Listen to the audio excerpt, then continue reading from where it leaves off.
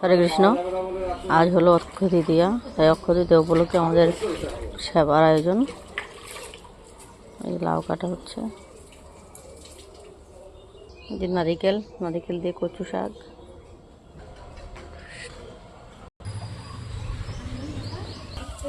এখানে রাধা মাধবের জন্য ভোগের আয়োজন, ভোগের রান্না হচ্ছে এখানে।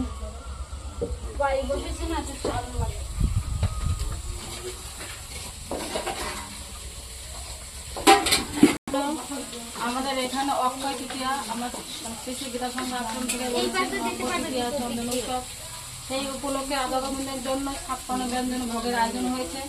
এই যে আমাদের এক ভক্ত আজকে অক্ষয় তৃতীয়ার সঙ্গে সঙ্গে চন্দন উৎসব।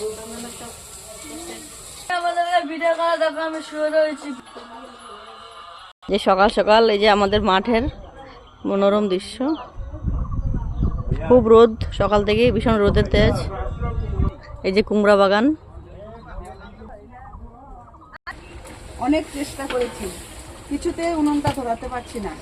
তারপর আমাদের বড়দা পরম বসে এখন কি করব, তাও বসিয়ে রেখেছি। উল্টে যাওয়ার পরে উনান ধরছে, তারপরে চেষ্টাতে অনেক কিছু হয়েছে আমাদের।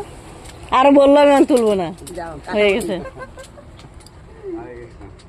না বর্দার হাত লাগাতে উনান দরকার। আমরা